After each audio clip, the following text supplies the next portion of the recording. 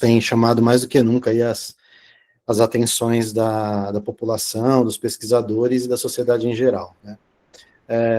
Bom, eu vou começar compartilhando aqui meus slides. Se eu consigo.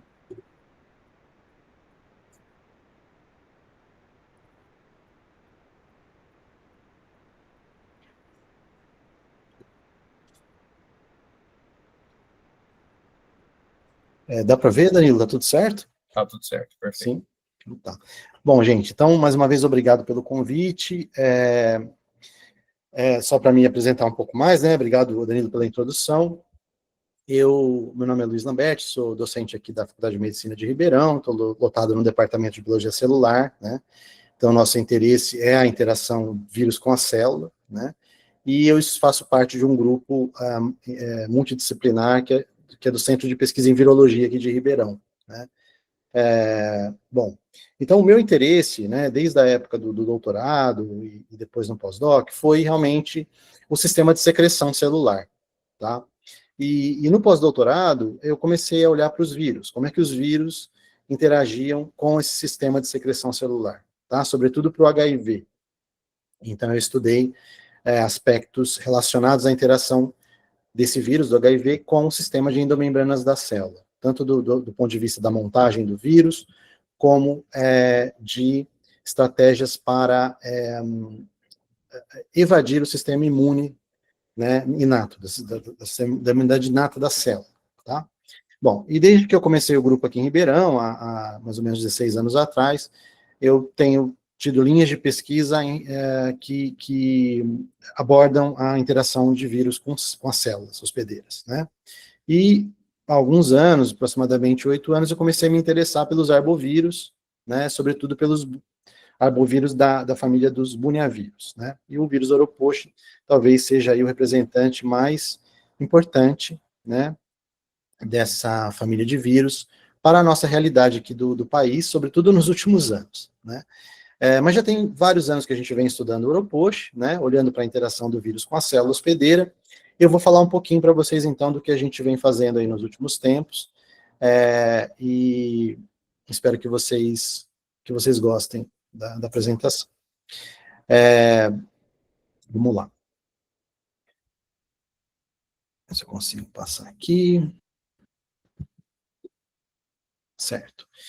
Bom, então, como eu falei, o nosso interesse é essencialmente a interação do vírus Oropoche com a célula hospedeira, né? Só para introduzir esse vírus, não sei se vocês já tiveram outros seminários sobre Oropoche, imagino que sim.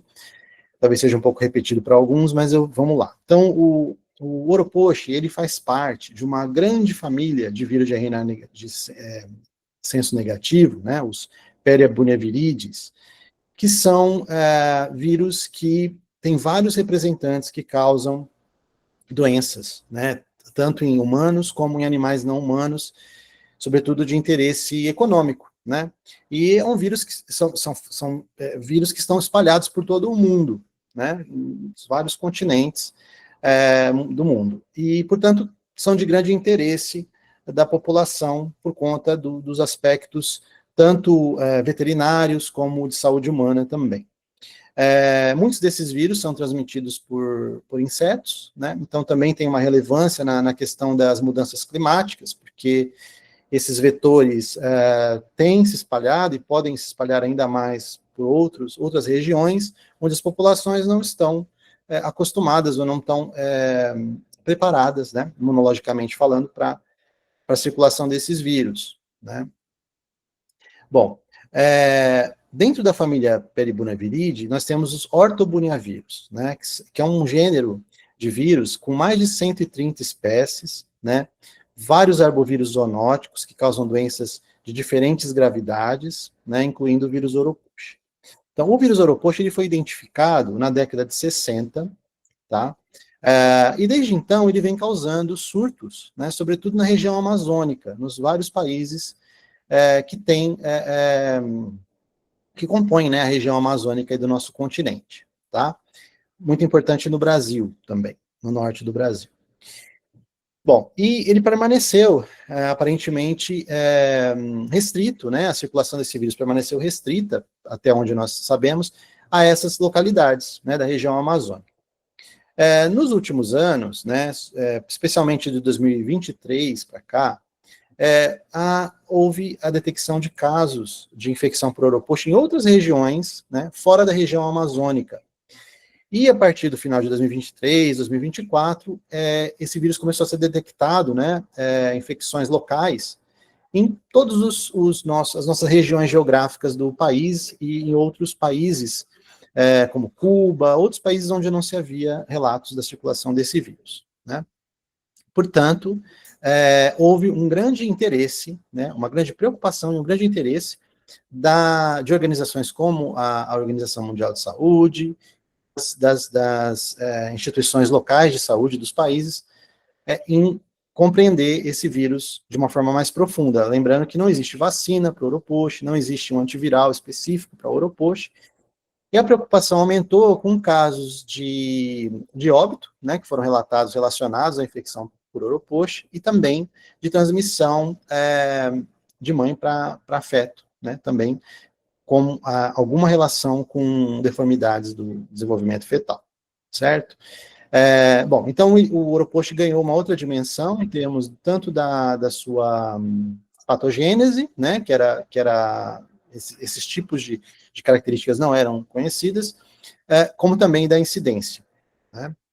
Bom, o Oropox, ele também é conhecidamente, também sabido que o Oropox, ele pode atingir o sistema nervoso central, né?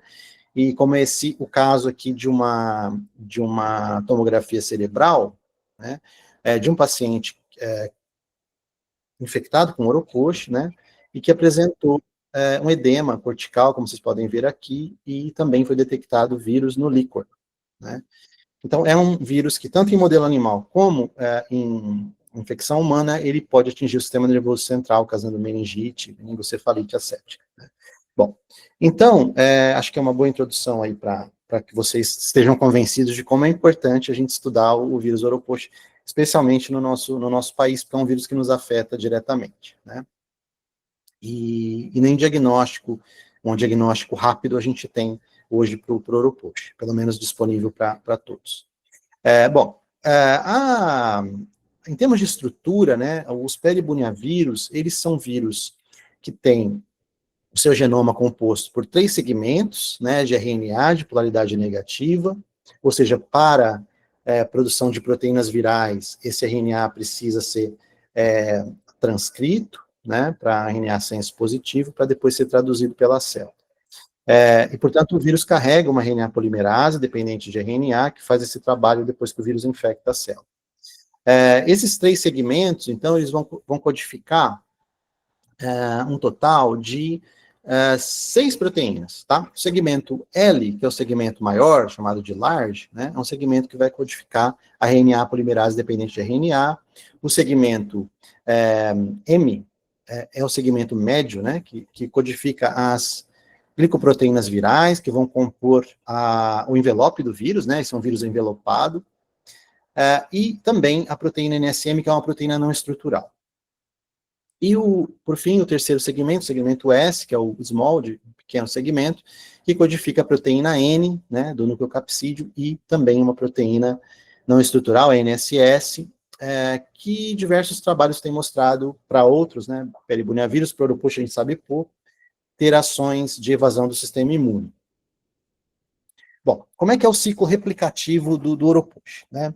Até pouco tempo atrás, a gente não tinha ideia de qual seria o receptor para o Oropox na célula, né? E existe um trabalho que propõe que uma proteína que é relacionada ao receptor de lipoproteína de baixa densidade, né, a proteína LRP1, ela pode atuar como um receptor ou um correceptor para o vírus, né? A evidência de que se você deleta essa proteína da célula, essa célula se torna mais resistente à infecção, tá? Então, ele participa da entrada do vírus. Mas a gente não tem conhecimento de outros receptores. O que a gente sabe é que o vírus, pelo menos in vitro, ele infecta uma grande diversidade de células, então é possível que existam outros receptores, né, ou receptores que são expressos em diferentes células, alguma coisa mais ubíqua, porque ele infecta muito bem a maioria das células que a gente tenta infectar no laboratório. Bom, o vírus, então, quando ele adere, né, à superfície celular via receptor, provavelmente, ele entra por endocitose, tá? Esse modelo, só ressaltando, é um modelo para os ortobulinavírus em geral, porque para o Oropost a gente sabe pouco, né? Então, ele entra por endocitose, provavelmente mediada por clatrina. Quando o vírus entra no interior do endossomo, o endossomo tem um pH levemente mais ácido do que o pH extracelular. Isso causa modificações estruturais no envelope do vírus. Ele funde com a membrana do endossomo e o nucleocapsídeo, o material genético, é despejado no citossol, e aí a RNA polimerase vai começar a atuar, né? As proteínas vão ser traduzidas, né? E um conjunto de proteínas, as glicoproteínas, de envelope, são traduzidas, são translocadas para o retículo endoplasmático durante a tradução, tá? E aí, à medida que elas são translocadas para o retículo endoplasmático, elas permanecem na membrana do retículo e, de alguma forma, elas mediam aí a formação de novas partículas virais, né? O modelo é que isso ocorra no aparelho de Golgi. E também, de uma forma que a gente conhece pouco, os vírus são externalizados, tá? Então, são esses passos aí finais da replicação viral que a gente está bastante interessado aqui no laboratório, né? Compreender como que o vírus utiliza o sistema de endomembrana celular para formar novas partículas infecciosas, né?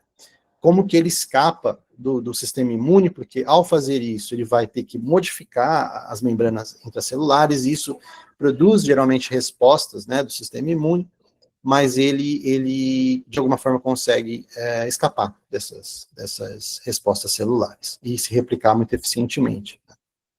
Bom, então, para a gente começar, né, a estudar mecanismo de interação vírus-célula, é importante a gente escolher um modelo celular, né, em que o vírus replique, que seja permissivo à replicação viral, e que a gente possa conhecer o comportamento do vírus ao longo do ciclo replicativo, né? E foi o que a gente fez aqui nesse resultado que eu estou mostrando para vocês, tá? Então, aqui à esquerda, a gente tem o que a gente chama de curva de replicação, né?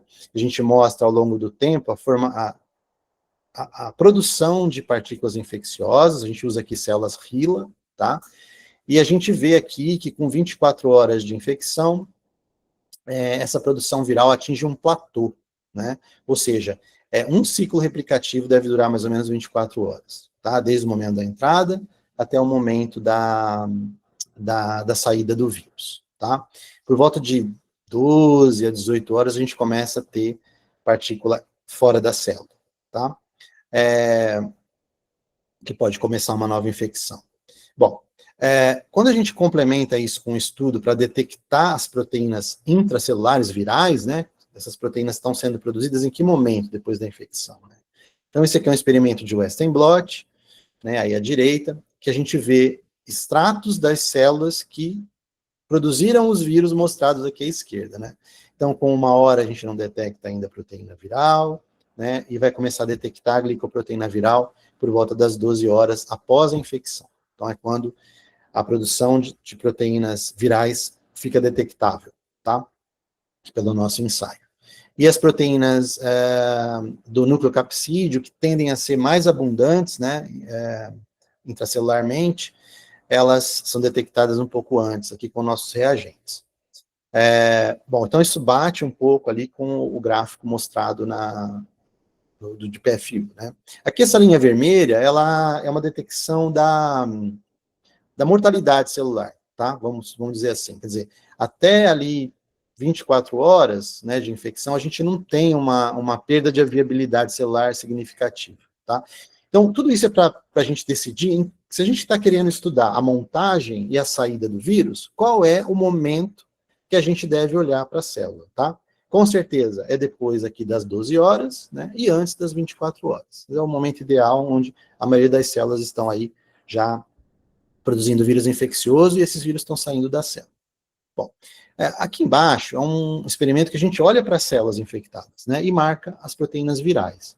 Então, com 1 hora, a gente vê esses pontos espalhados pelo citoplasma, que pode ser vírus aderido, pode ser vírus que acabou de entrar, né, e lá para as 6 horas a gente começa a ver detectar a proteína viral, essas proteínas vão mudando de localização, até que com 12 a 24 horas eles formam, né, as proteínas virais formam essas estruturas circulares aqui, né, que a gente já estudou um pouco mais a fundo, tanto por microscopia eletrônica, como fazendo marcação do RNA viral, né, e a gente sabe que são regiões onde as partículas virais estão sendo montadas na célula. Tá? E é justamente o que eu mostro aqui nessa figura de microscopia eletrônica, né. Essa imagem aqui, à esquerda, é uma célula não infectada, tá? Essas pilhas aqui de membranas representam o Golgi da célula, né? Quem conhece microscopia eletrônica bate o olho e já sabe que isso aqui é Golgi. E quando a gente infecta a célula, o que acontece, né? Depois aí de 18 horas, a gente começa a ver que essa mesma estrutura, né, que está aqui achatada, empilhada, começa a ficar dilatada, né? A luz do Golgi é bem nítida, né? Ela amplia. E quando a gente olha isso com mais cuidado, a gente começa a ver essas estruturas aqui, que são partículas virais, e elas parecem estar formando na membrana, né, e brotando para dentro da luz do Golgi, tá? Isso leva a uma dilatação do Golgi.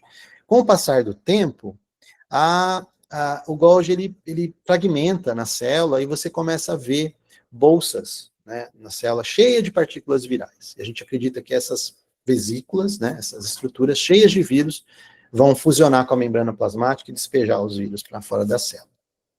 Então a gente queria entender como é que esse processo ocorre, tá? Não é um processo espontâneo, em que o Golgi vai mudar de morfologia e as proteínas virais vão ser empacotadas nessa membrana. Deve ter alguns componentes da própria célula que são usurpados aí pelo vírus para fazer isso, tá? E, estudando um pouquinho de biologia celular, né, a gente percebe que a célula faz esse tipo de deformação das membranas internas, normalmente, usando uma maquinaria que a gente chama de maquinaria Escort, tá? A maquinaria Escort, ela serve, normalmente na célula, para forçar uma membrana contrário ao citossomo. Então, por exemplo, nessa estrutura que vocês estão vendo aqui, que é um endossomo multivesicular, né, as proteínas Escort normalmente forçam a membrana do endossomo para que um pedacinho do endossomo brote para dentro do endossomo, formando uma vesícula, tá? E em estudos com HIV, né, nos anos 90, desde então a gente sabe que o vírus HIV, ele rouba os escortes, leva os escortes para a membrana plasmática, onde eles desempenham essa mesma função, de levar, né, de fazer com que a membrana brote para fora da célula, tá? Que também, nesse caso, é um brotamento que está indo em direção contrária, né, ao citossol, como aqui, contrária ao citossol. Mas essa maquinaria Escort nunca foi detectada no Golgi, né? A gente não conhece nenhum processo em que ela é útil no Golgi. Mas a nossa hipótese é que era na época que o Oroposh faz isso, né? Leva o Escort para o Golgi para poder ajudar a brotar essa vesícula, que agora é um vírus, para dentro do Golgi. E a gente fez uma série de experimentos deletando esses componentes Escorts para ver se na falta deles, né, o Oroposh teria mais dificuldade em se formar, e se fosse o caso, a gente podia dizer, olha, os Escorts são usados, são importantes para o processo de brotamento do Oroposh, tá? Qual que é a relevância disso, né?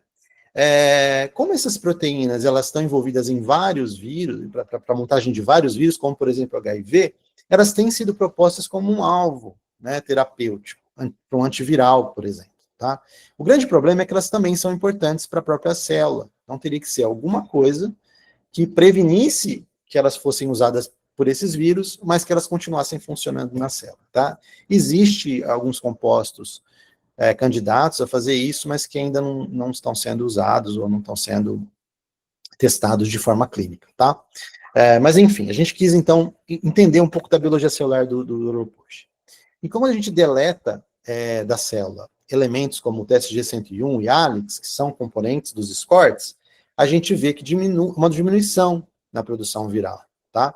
Então, realmente, essas proteínas são importantes para o processo de produção de Oroposh, tá? E aí tem uma série de experimentos que eu não vou mostrar para vocês, mas a gente vê que o Oroposh leva essas proteínas para o Golgi, a gente vê que na ausência delas, as fábricas virais são atrofiadas, né? Tem uma série de resultados que eu não vou mostrar aí para vocês, que a gente já publicou. Um outro estudo que a gente fez em sequência a isso, foi tentar entender como é que o vírus recruta os escortes para o Golgi, né? Se eles normalmente não estão lá, por que eles vão para lá quando o vírus está presente? E eu só vou mostrar esse resultado desse artigo, né? É um artigo mostrando que a proteína, uma proteína chamada SHIMP6, tá? Que é um componente do SCORT3, ela interage, né, com as glicoproteínas do vírus, tá? A gente mostra que é uma interação física entre SHIMP6 e as glicoproteínas do Oropoche, tá? E na presença dessas proteínas, tá, sem o restante do vírus, só dessas proteínas na célula, SHIMP6, ele é recrutado para o Golgi. Então, as glicoproteínas do vírus são suficientes para recrutar os escortes para a membrana do Golgi e por meio da interação física com essas proteínas, certo? Muito bem. Bom, então, um outro aspecto que a gente estudou bastante aqui no laboratório foi os eventos de saída do Oropoche, tá? Então, uma vez que os vírus são montados no Golgi, o Golgi se transforma numa fábrica de vírus, numa vesícula cheia de vírus, por que essas vesículas fundem com a membrana, né? E não fundem, por exemplo, com o lisossomo para que esses vírus possam ser destruídos, né? A gente entender esse processo é relevante porque a gente pode vir a intervir, né, sobre esse processo. E tem consequências para a célula também, quando essas organelas celulares param de funcionar adequadamente, né? Bom, então, a gente fez uma analogia com um processo que já ocorre na célula normalmente, tá? Que é um processo que tem sido muito estudado, que é a liberação de vesículas extracelulares, tá? Então, as células, elas normalmente liberam vesículas, tá, contendo material genético celular, contendo proteínas, contendo uma série de materiais que, quando saem da célula e entram numa célula vizinha, eles podem produzir ações nessas células, tá, vizinhas.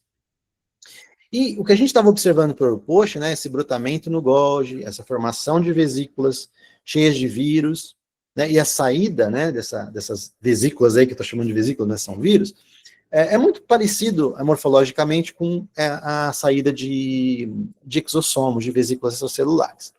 E existe já várias proteínas conhecidas que são requeridas pela célula para esse processo de liberação de vesículas extracelulares que poderiam estar sendo usadas pelo Oropoche, tá? Então, uma dessas proteínas, a gente testou diversas, uma das proteínas que a gente viu que tem alguma relevância são essas GTPases RAB27, tá?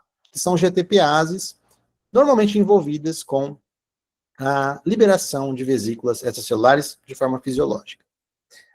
Bom, então o que a gente observou, né, nesse estudo sobre RAB27A? Primeiro, que quando a gente diminui a expressão de RAB27A na célula, né, a gente tem uma menor produção viral, tá? E a mesma coisa para um homólogo de RAB27, o RAB27B também, quando ele é diminuído, há uma redução na liberação viral. Quando a gente inibe as duas, né, diminui as duas isoformas, a gente vê também uma redução um pouco maior do vírus, da secreção viral. RAB27, né, assim como a gente viu para os escortes, ela normalmente não fica recrutada para vesículas, né? Normalmente a gente não detecta isso, eu não trouxe aqui o controle, mas está no artigo. E quando a gente tem proteínas virais, a gente vê uma clara sobreposição da RAB27 com as proteínas virais, então, mais uma vez, parece haver algum tipo de interação física, né? Então, a proposta é que o Oropoche interage com o SCORT no Golgi, e depois ele interage com o RAB27 na vesícula que está sendo usada para tirar o vírus da célula. E quando a gente deleta, né, RAB27, a gente reduz a expressão de RAB27, a gente normalmente começa a ver proteínas virais mais presentes na região perinuclear, né? A gente fez estatística, né, sobre isso, a gente propõe, então, que a RAB27 é importante para esse trânsito, né, do centro da célula para a periferia, tá? O trânsito do vírus do centro da célula para a periferia, e na ausência de RAB27, a gente tem um defeito na produção viral. Então, para esses dados ficarem mais fortes, né, para a gente ter mais certeza do que a gente estava vendo, A gente foi olhar para a função de Rab27 normalmente na célula, né? O que o Rab27 faz normalmente na célula? Então, o Rab27 tem justamente esse papel de levar vesículas contendo exossomos do interior da célula para a periferia da célula e mediar a fusão dessa membrana da vesícula com a membrana plasmática, tá? Então, como é que isso é feito normalmente?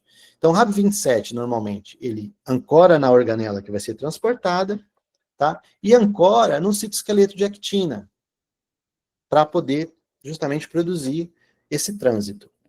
E esse ancoramento, ele é mediado por uma proteína chamada miosina 5A, tá? Que é um motor molecular que vai usar ATP justamente para levar, né, no caso aqui é um melanossomo, mas podia ser uma vesícula contendo exossomos, do interior para a periferia da célula. Então, a gente já viu que Rab27A é importante para o vírus ser produzido, então nós vamos, logicamente, testar se a miosina 5A também era importante, tá?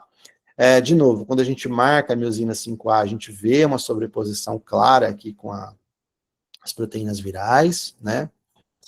E em ensaios de knockdown de miosina 5A, a gente vê também que há uma diferença no formato das fábricas virais, elas ficam mais em forma de bastão, e elas ficam mais próximas aqui do interior da célula, não tanto na periferia, tá? Então, também sugerindo que essa proteína efetora da Rab27A é importante para a saída da vesícula contendo o vírus. Deixa eu ver se tem. Tem alguns gráficos aqui embaixo.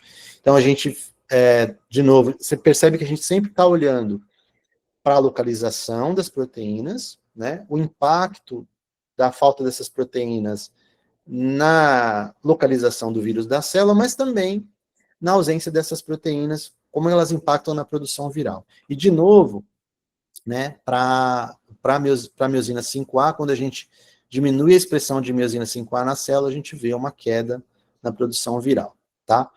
E aqui é um experimento confirmatório. Existe uma condição, uma doença, causada por mutações em miosina 5A, tá? Então, existem indivíduos que portam mutações em miosina 5A e eles geralmente têm problema de pigmentação da pele, né? Porque a miosina 5A e a Rab27A são importantes para o transporte de melanossomos nos melanócitos também.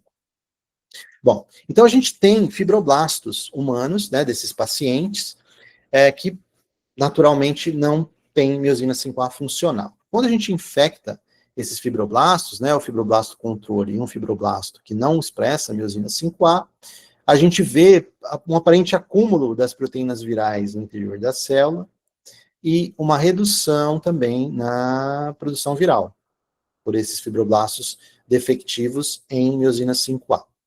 E nesses fibroblastos, as fábricas virais são também de uma morfologia alterada, né, mas em forma de linha aqui, do que na forma arredondada que a gente costuma ver. A gente não fez experimentos de microscopia eletrônica ainda, infelizmente, para ver o que está acontecendo com as fábricas virais, né, mas é uma coisa que está no nosso radar aqui para a gente fazer. Bom, então, quando a gente olha para a microscopia eletrônica da célula infectada em tempos mais tardios, né, lá no final do ciclo, né, às 24 horas, a gente vê essas estruturas aqui, né, que são vesículas cheias de partícula viral, pertinho aqui da membrana plasmática, né, e o que a gente propõe é que a Rab27A e a miosina 5A atuam transportando essas vesículas com vírus e também na fusão dessas vesículas com a membrana para liberação dos vírus. Mas aí, qual é a origem, né, das fábricas virais? Das membranas que são usadas pela célula para a produção dessas fábricas virais, né? Eu disse para vocês que uma fonte pode ser o Golgi, né? Mas será que a história é só essa, né? Será que as membranas do Golgi são somente elas, né, usadas para isso? Será que tem outras fontes de membrana? Como é que o Golgi, por exemplo, se expande para comportar tanta produção viral, né? Então a gente começou a olhar para um processo chamado de autofagia, né? Um processo em que a célula usa normalmente para várias finalidades, e uma das finalidades é justamente o consumo, né, de organelas celulares, de membranas celulares, para gerar metabólitos para quando a célula, por exemplo, passa por um estresse, por starvação, né, alguma coisa desse tipo. Então, há uma indução da formação de o que a gente chama de autofagossomos, né, e alguns vírus se utilizam desse processo para geração de membrana para a produção de vírus, tá? Em outros casos, a autofagia também pode ser antiviral, né, ela também pode ser usada para digerir esses vírus, né, para capturar esses vírus, vamos dizer assim, e levá-los para o lisossomo para degradação. Então, tem momentos que a autofagia serve para a defesa da célula antiviral, né, mas também pode ser usurpada pelos vírus para a produção viral. E a gente ficou curioso para ver se existia alguma relação desse tipo com a infecção do Oropouche, tá? E tem, assim, uma série de experimentos, mas para resumir, né, eu vou mostrar aqui para vocês apenas alguns. Então, a gente tem, por exemplo, condição de inibir a autofagia celular deletando ou silenciando um gene chamado ATG5, tá? Que é um gene essencial para o começo do fluxo autofágico. E quando a gente, então, infecta células controle, né, eu já mostrei isso para vocês, a gente tem lá a produção das proteínas virais, né, e aqui são proteínas virais no sobrenadante de ultracentrifugação, então a célula está produzindo vírus, né, e essas barrinhas pretas aqui estão mostrando os vírus produzidos em 12 horas e 18 horas das células controle. Quando a gente faz o mesmo experimento numa célula que não expressa a TG5, ou seja, que não faz autofagia, a gente, em vez de ver mais vírus, a gente vê, na verdade, menos vírus, tá? Então, significa que parece que a autofagia contribui para a produção viral. Ela está sendo usada pelo vírus para a produção viral. Essa é a nossa interpretação aqui. E olhando para um outro gene, que é um gene que atua, né, uma proteína que atua mais tardiamente, né, não na formação do autofagossomo, mas na expansão do autofagossomo, né, a proteína TG9, curiosamente, é a única proteína autofágica que está presente no Golgi, né, que é onde o vírus monta, agora o Oropouche monta. O que a gente vê? Né? Então, numa célula que não tem a TG9, a gente não vê falta das proteínas virais, ou seja, as proteínas virais são produzidas, tá? E elas são externalizadas, provavelmente na forma de vírus, tá? O que a gente observa é que há uma diferença aqui na relação entre o envelope e o nucleocapsídeo, né? Vocês vejam que aqui, ó, a intensidade das bandas estão muito próxima, né? E já aqui nos vírus produzidos na célula sem a TG9, há uma mudança na estequiometria dessas bandas, né? Então parece dar a entender que o vírus não é formado de uma forma, vamos colocar assim, normal, entre aspas, né? Ou pelo menos não igual numa célula normal. E quando a gente olha para a infecciosidade dos vírus produzidos, né, enquanto que no controle essa infecciosidade ela é detectável, né, ela vai aumentando aqui a quantidade de partícula infecciosa ao longo do tempo, na célula TG9 ela praticamente não produz partícula infecciosa. Tá? Bom, então a hipótese, né, é de que os vírus estejam utilizando a produção de autofagossomo, talvez usando a membrana do Golgi para produzir autofagossomo, e que essa produção de autofagossomo é importante para alimentar, né, a produção viral. Uma outra evidência é o seguinte, essa marcação aqui, que vocês veem esses pontos, elas são marcação de lisossomo, tá? Que é o destino normal do autofagossomo, né? Ele funde com o lisossomo para degradar. Então, eu não posso dizer que é uma marcação de lisossomo, né? O que eu estou vendo aqui é uma proteína que normalmente está no lisossomo. Uma célula controle, né? A gente vê esse tipo de dispersão aqui das proteínas lisossomais. Mas na célula infectada, com 24 horas, a gente claramente vê que as proteínas lisossomais vão para a periferia da célula. É como se essas vesículas que têm proteína lisossomal, ou os próprios lisossomos, estejam agora indo para a periferia da célula, como se eles fossem, na verdade, agora lisossomos secretores, né? E é isso que a gente está achando que acontece. Então, o autofagossomo, na verdade, ele talvez continue funcionando com o lisossomo, mas não para degradar o material, mas sim para transformar esse lisossomo num lisossomo secretor, tá? E a gente vê sobreposição de proteína viral com proteína lisossomal na periferia da célula. Então, para a gente testar essa hipótese, né, o que nós fizemos? Nós olhamos para o sobrenadante de uma célula produzindo Oropouche, tá? Nós centrifugamos esse material, né, ultracentrifugamos esse material, que deveria ter vesícula, deveria ter vírus, né? E vão olhar no microscópio eletrônico, que é justamente o que a gente vê, né? Essas partículas aqui são partículas de Oropouche, tá? Vistas no microscópio eletrônico. E essas estruturinhas aqui menores, ó, são vesículas extracelulares. Então, quando a célula está infectada, ela produz uma mistura de vesícula extracelular e de vírus, tá? Quando a gente pega esse material e carrega num gel de SDS para fazer um Western blot, né, o que a gente vê? A gente vê que no material tem proteína viral, né? Tem vírus, né? Tem proteína viral. Mas também tem proteína lisossomal e proteína de exossomo, tá? Então parece que essa via de secreção lisossomal ela está mais intensa, né? Ela está sendo ativada pelo vírus. Então é mais uma evidência que esse vírus ele deve de alguma forma interferir com o processo de fusão do autofagossomo para o lisossomo, que levaria à sua degradação, e usa na verdade isso para sair da célula, tá? Essa é a nossa hipótese de trabalho atual. Então, só para falar em outras palavras o que eu já falei, né? Então, o que a gente acha é que, durante o processo de infecção por Oropouche, há uma indução da produção de autofagossomos, né? Começa com fagóforo, autofagossomo. Talvez a fonte dessas membranas seja o Golgi, né? E a TG9 participa disso. E quando você não tem autofagia, então, ativa, você tem menos vírus sendo produzidos. Só que esses autofagossomos que contêm vírus, né, que servem de plataforma para o vírus se formar, e que normalmente iriam fundir com o lisossomo degradativo, e aí então o vírus seria degradado, há de alguma forma a inibição desse processo, e pelo contrário, né, a fusão com um tipo de lisossomo secretor, e o vírus, na verdade, usa tudo isso aí para sair da célula, tá? Bom, agora a última parte, né, da apresentação, já há alguns 2 anos atrás, a gente, para poder entender melhor, né, a infecção por Oropouche, entender quais são as alterações globais que o Oropouche faz numa célula que é infectada, né, imagina, a célula é reprogramada, né, ela é infectada pelo vírus, e aquelas 6 proteínas apenas que o vírus produz, reprogramam essa célula, né, fazendo alterações enormes nas organelas, no tráfego intracelular, né, e inibindo também o processo de reconhecimento desses vírus pelo sistema imuninato, né. Então deve haver uma manipulação gigantesca, né, das proteínas celulares, porque as ações celulares são feitas geralmente por proteínas, né.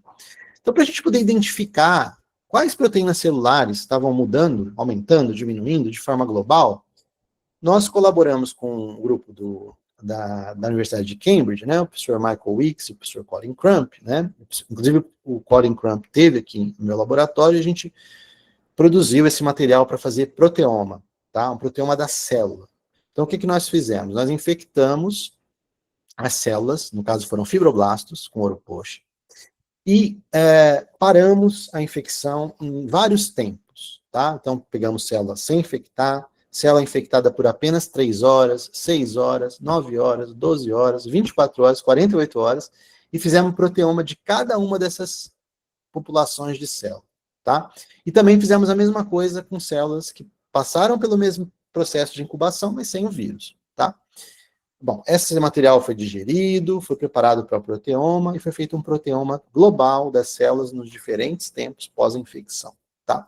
Então, nós identificamos, né, um total aí de 8.300 proteínas celulares, né? Para vocês terem uma ideia, a gente estima aí que uma célula tenha por volta de 10.000 proteínas diferentes, tá? Isso varia de célula para célula, mas aí uma boa cobertura, né? 8.000, aí 300, e surpreendentemente, só por volta de 10% dessas proteínas são alteradas pelo vírus, tá? Por volta de 800 proteínas, nós detectamos ou um aumento ou uma redução significativa. A grande maioria dessas 800 proteínas, elas são, na verdade, reduzidas, tá? Eu diria que 90 e poucos por cento das 800 proteínas são, na verdade, reduzidas e uma ou outra é aumentada, tá? Isso aqui é difícil de vocês verem, provavelmente, mas é um tipo de análise, né, que cada linha dessa aqui representa uma dessas 8.300 proteínas, né, e aqui as colunas representam os tempos, né, 3 horas, 6 horas, 9 horas, 12 horas, 24, 48, em relação aos correspondentes sem infecção, tá? E o que a gente vê aqui em verde são proteínas que são reduzidas, tá? A gente identifica essas proteínas que são reduzidas, a maioria não muda, né? E as vermelhinhas são as que são aumentadas, tá? Por exemplo, a gente vai ver que as proteínas virais aumentam, né? Porque elas estão ausentes na célula sem infectar e elas vão aumentando ao longo da infecção. Bom, quando a gente joga esses dados em software de análise, né, para entender, fazer sentido desses dados, a gente tem feito isso mais agora recentemente, a gente vê aí claramente que algumas vias que são reduzidas, né, proteínas participantes de certas vias que são reduzidas. Eu destaquei algumas aí. Então, a via JAK-STAT, que é uma via de sinalização antiviral, né, proteínas dessa via que somem da célula. Nós vemos aqui que proteínas do lúmen do lisossomo, tem bastante a ver com o que a gente viu antes, também são reduzidas, tá? Então, hidrolases, que normalmente servem para degradar a proteína, elas são reduzidas. A gente acha que é porque elas são secretadas, tá? Essa é a nossa hipótese, junto com o vírus. A gente vê, curiosamente, que proteínas que formam matriz extracelular são reduzidas também, como colágeno, várias dessas proteínas. Pode ser que isso tenha alguma coisa a ver com a patogênese do vírus, né? Redução dessas proteínas, a gente está estudando isso. E aqui, por último, a própria maquinaria celular de transcrição, né? De proteínas celulares, ela também é alterada. Então, o vírus diminui a transcrição de proteínas celulares, provavelmente para que a célula gaste toda a sua energia fazendo as proteínas virais, tá? Então, essa também é uma estratégia utilizada por esse vírus que a gente está conseguindo dissecar graças a esse proteoma, tá? Aqui são algumas proteínas que a gente ficou interessado, né, que aumentam, tá? Aliás, desculpa, que diminuem, né, na célula infectada com 48 horas. A gente já chegou a validar algumas dessas proteínas, então, por exemplo, a proteína STAT2, que é uma proteína envolvida na via JAK-STAT, né, vejam que ela é claramente reduzida ao longo da infecção, como a gente viu no proteoma, né. Essa aqui é uma polimerase, né, celular, que também é reduzida ao longo da infecção, colágeno, né, essa outra proteína aqui, relacionada à NF-κB, que é também reduzida, né, enquanto que as proteínas virais aumentam na célula, tá? Isso aqui são os dados do proteoma, esses são os dados de validação do proteoma para algumas proteínas específicas. Eles batem certinho aqui. Aqui um outro exemplo, a proteína JAK1, também da via JAK-STAT, que claramente é reduzido, né? A gente vê que ela some aqui na célula, no fibroblasto. Bom, e aí, mais recentemente, a gente tem tentado entender qual é a proteína, qual é o fator viral responsável por essas mudanças, né, no proteoma global. E parece que a proteína NSS é importante para essa redução em vários casos, né? Então, a gente tem aqui o privilégio de ter um vírus Oropox que não tem a proteína NSS, né? Um outro aqui que não tem a proteína NSM, e a gente vê que enquanto que o vírus wild type e o vírus delta NSM diminuem colágeno, o vírus delta NSS também diminui colágeno, mas, por exemplo, no caso da polimerase, o vírus delta DSS, desculpa, não reduz, né? Então, vários casos aqui, o delta-NSM é defectivo nessa redução, sobretudo aqui com relação ao sistema imune inato, né, da via JAK-STAT.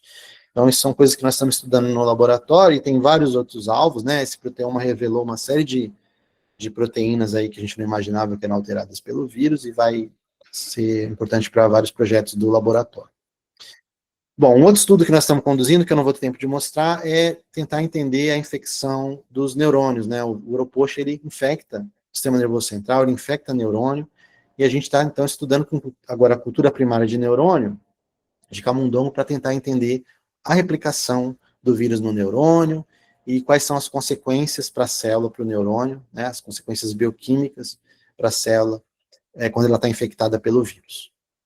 Tá? Bom, então com isso eu quero mais uma vez agradecer o Danilo, agradecer a oportunidade de falar no Viro Clube, agradecer muito o meu grupo de pesquisa, né, que são os nossos alunos de mestrado, doutorado, os estagiários de pós-doc, né, que são as pessoas que fazem o trabalho, e vários desses, eu tentei colocar fotinho deles aí durante a apresentação, para vocês verem quem faz o trabalho.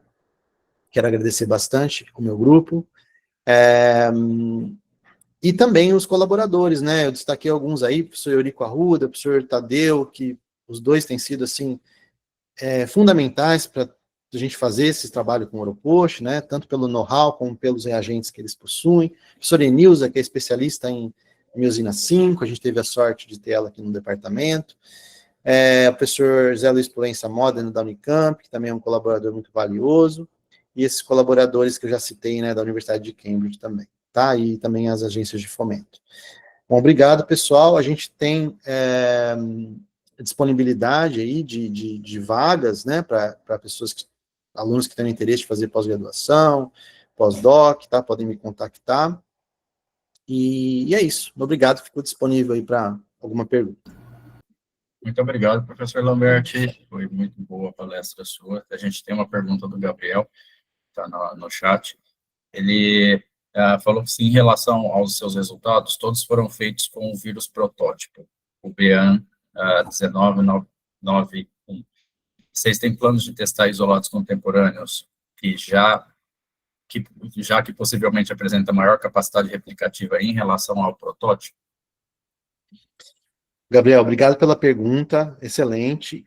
A resposta curta é sim, a gente tem. A gente está planejando de fazer um proteoma agora, tanto para esses deltas, né, NSS, NSM, como também para esses protótipos, os vírus contemporâneos aí, né, sobretudo o José, Modena, vocês, né, isolaram. E sim, a resposta é sim. Esse trabalho de biologia celular, eu acho que valeria a pena fazer, talvez, alguns experimentos-chave, né, para ver se eles também, os resultados são compatíveis com as novas cepas, né, mas a resposta é sim, acho que é bem importante. Eu estou particularmente interessado no proteoma e pelo menos na validação dos hits, né, talvez não precise ser feito o proteoma todo, mas pegar esses hits e ver se eles também são modificados pelas cepas novas, né. Perfeito. Obrigado. A Ana Caroline fez uma pergunta também. Ela quer saber, por conta do vírus ter o genoma segmentado, tem alguma relação disso em termos de benefício na patogênese e infectividade?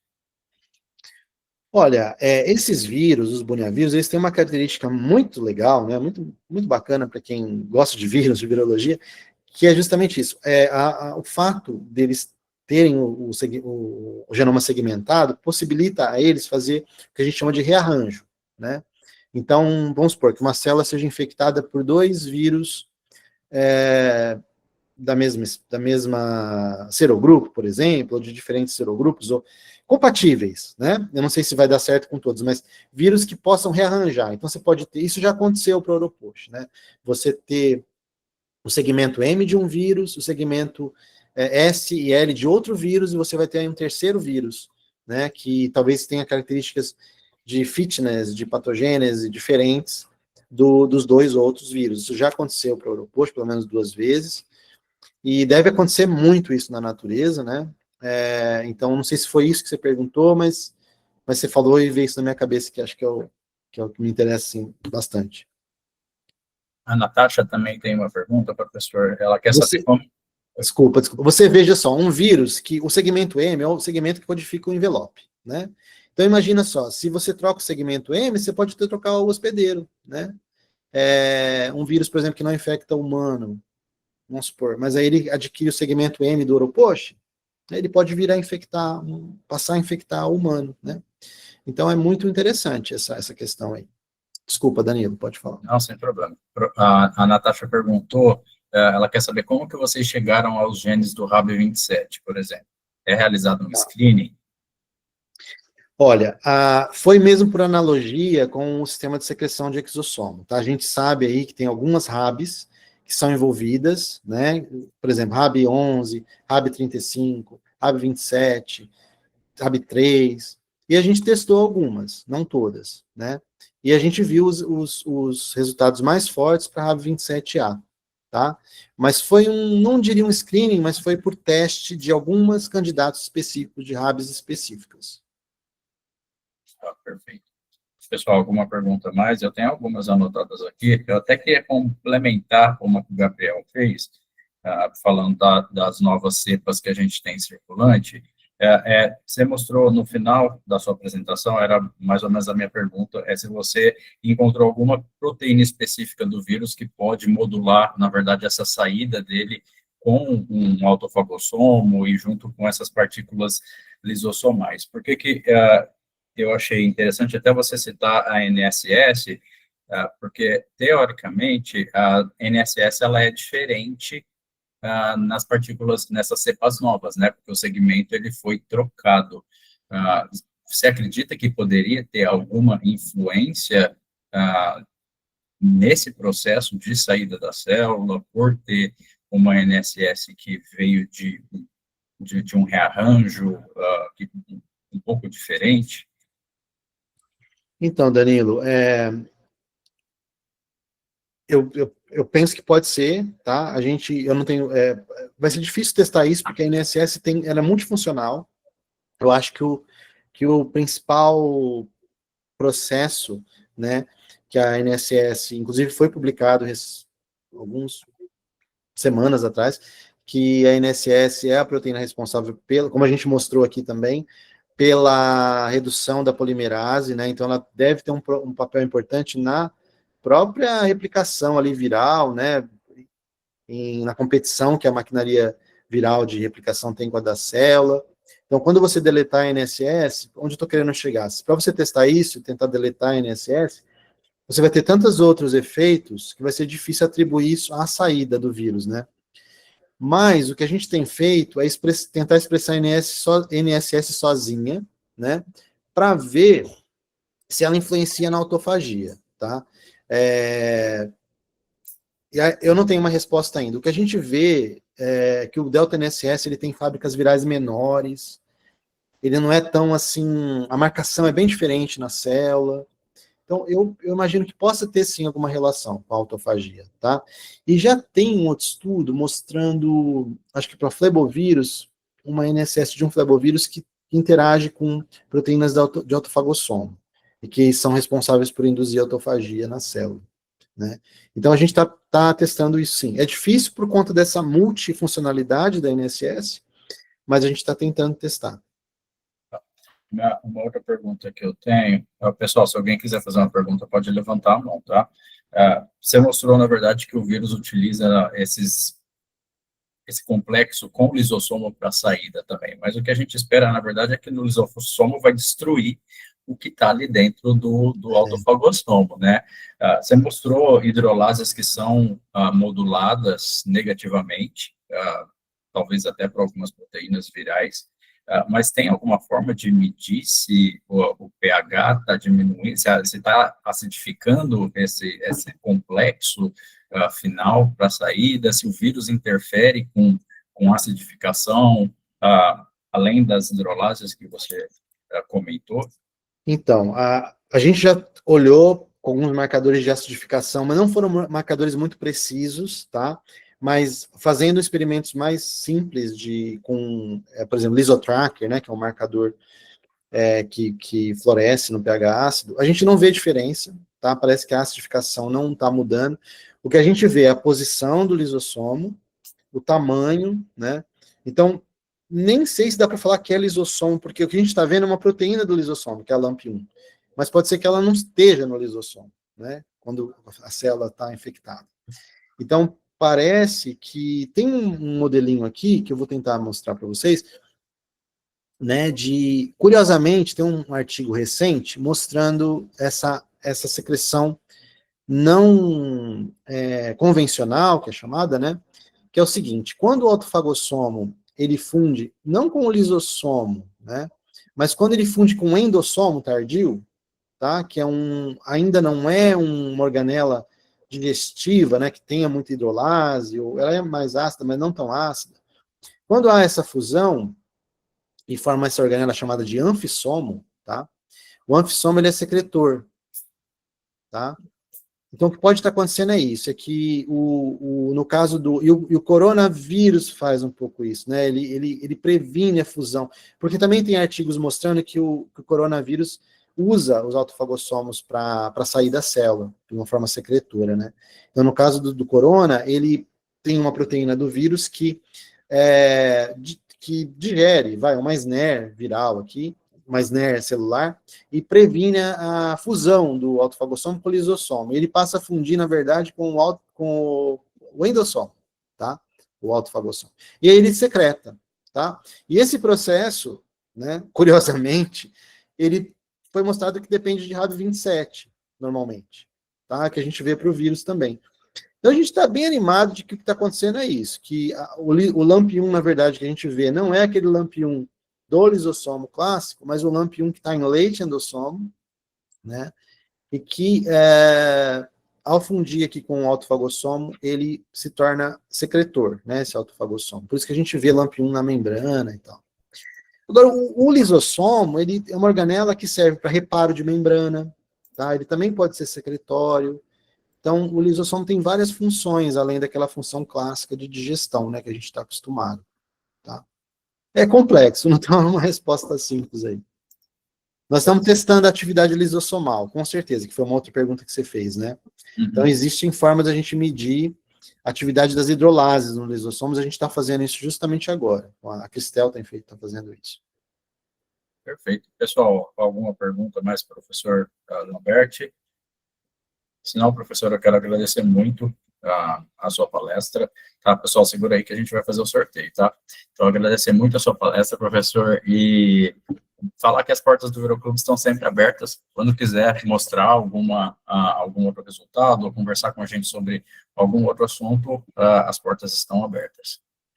Obrigado, Danilo. Obrigado pelo convite mais uma vez, tá? Quero parabenizar aí os alunos, os cientistas que estão seguindo o Viroclube, que eu acho que é extremamente importante, né? Essa oportunidade de ver, né? Trabalho de diferentes laboratórios, diferentes aspectos da virologia, né? Acho que para a formação de todos aí, até para nós que já estamos na área há muito tempo, tem sido muito legal, tá? Então, parabéns. E o livro que você vai sortear, qual que é o livro? Eu não sei, eu vou concorrer também ou eu não vou?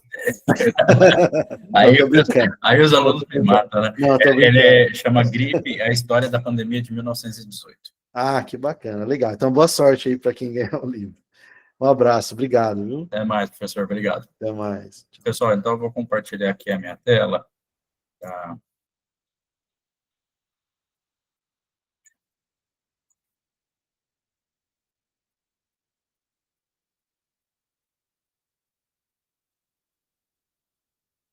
Bom, eu coloquei